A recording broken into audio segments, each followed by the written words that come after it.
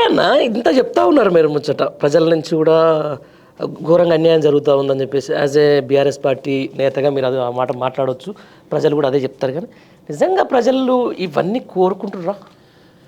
మాకు ఇంకా అదే కేసీఆర్ రైతు బంధు ఇచ్చిండు, కేసీఆర్ రైతు బీమా ఇచ్చిండు, కేసీఆర్ పింఛన్లు 4000 చేసిండు అని చెప్పేసి ఈయన వచ్చిన తర్వాత గయ్యే కొనసాగుతున్నాయి. ఇంకా దానికి లేట్ అయిపోతున్నాయి. ఇప్పుడు రైతు బంధు పడాల్సింది, ఇంతవరకు రైతు బంధు పడలేదు. ఇంతవరకు అంటే ప్రజలు వాళ్ళ పని వాళ్ళనే ఉన్నారు కదా. ఇవన్నీ అనవసరంగా సంక్షేమం చేసినట్టు ఏమైనా అనుకోవచ్చా కేసీఆర్? ఇప్పుడు ఒకటి వాస్తవంగా మనం ఎట్లా అంటే, ప్రజల వైపు నుంచి వినతులు వచ్చినాయా, ప్రజలు మమ్మల్ని అడిగినరా, ప్రజల కోసం మీరు చేసిండ్రా అని అంటారు కదా. ఇప్పుడు ఒక మాట పక్కన పెడితే, రాష్ట్ర స్థితిగతులు, గతంలో మన రాష్ట్రానికి ఉన్న గ్రాఫ్ ఎంత, ఆర్థిక వృద్ధి ఎంత, ఈరోజు కేసీఆర్ గారు అత్యంత ఆలోచనావంతమైనటువంటి ఈ పథకాలను తయారు చేసి సంక్షేమపు వైపు, అభివృద్ధి వైపు చేసిన తర్వాత రాష్ట్రానికి పెరిగినటువంటి ఆదాయం ఎంత, పెరిగినటువంటి పంట దిగుమతులు ఎంత, నీటి సౌకర్యం ఏదైతే ఉందో ఆ నీటి సౌకర్యం ఎంత, ఈ రకంగా రాష్ట్రం ఏ స్థాయికి పోయింది, ఇవన్నిటిని మనం కంపేర్ చేసుకుంటే ఒకటి మనం గుడ్డిగా ఆలోచించేది. చిన్న మాట నేను చెప్తా, ప్రజలకి అవసరమా కాదు, రాష్ట్రానికి అవసరం. రాష్ట్రానికి ఇవాళ ఒకటి మనం ఇంట్లో ఒక కుటుంబం ఉంటుంది, భర్త ఎంత ఒక అర్థవంతమైన ఆలోచనతో ఆ కుటుంబానికి ఆ సంవత్సరానికి కావాల్సినటువంటి అన్ని ప్రొవైడ్ చేస్తే, ఆ ప్రొవైడ్ చేసినటువంటి అవకాశాలన్నీ ఉపయోగించుకొని ఆ కుటుంబం అంతా ఎదుగుదలకు కారణమవుతుంది, ఒక చక్కటి ఆదర్శవంతమైన కుటుంబం అవుతుంది, చూసే వాళ్ళకు కూడా గొప్ప కుటుంబం మీద అనే పేరు వస్తుంది. కేసీఆర్ గారు ఇవన్నీ చేసిండు కాబట్టే రాష్ట్రం ఇవాళ భారతదేశ వ్యాప్తంగా ఒక నెంబర్ 1 మోడల్ స్టేట్ అయింది. అదే అంటున్నా, ఇంత సంక్షేమం చేసిన కేసీఆర్నే ఈరోజు ప్రజలు నమ్మలేదు. లేకపోతే ఇంతకంటే ఎక్కువ చేస్తే రేవంత్ రెడ్డికి ఏమైనా ఓట్లు వేస్తాడేమన్నా గ్యారెంటీ ఉందా? రేవంత్ రెడ్డికి ఓట్లు వేస్తారు, గెలిపిస్తారు అంటే అదొక దానికంటే పెద్ద జోక్యం ఉండదు.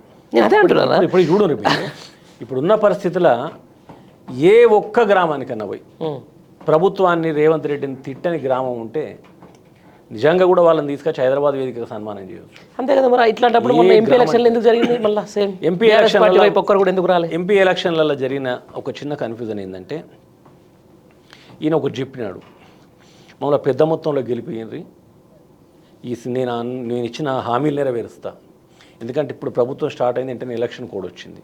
ఇంకొకటి, బీజేపీ కాంగ్రెస్ 2 జాతీయ పార్టీలు మేము, ఈ ప్రాంతీయ పార్టీలు ఏం చేస్తే గెలిస్తే వీటి వల్ల ఉపయోగం ఏంది, ఆడ బీజేపీ అధికారానికి వస్తుంది, కాంగ్రెస్ అధికారానికి వస్తుంది, ఈ 2 ముఖ్యం అనేది ఒకటి క్రియేట్ చేసే క్రమం ఒకటి.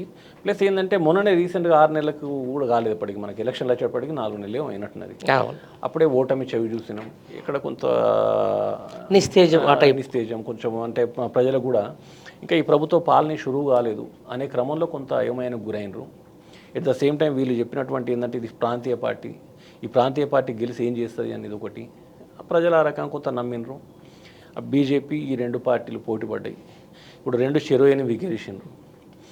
ఆ 2 పార్టీలు చెరో 8 గెలిచే క్రమంలో తెలంగాణ కొనుగోరిన ప్రయోజనం ఏందో రేపటి రోజు ప్రజలు చూస్తారు, మనం చూస్తాం. ఎందుకంటారంటే తొందరపడకుండా కొంచెం ఓపిక పట్టుకుంటే అన్నిటికీ సమాధానాలు కాలమే చెప్తుంది. అంతే. సో కేసీఆర్ గారు చాలా చక్కగా చెప్పిండ్రు.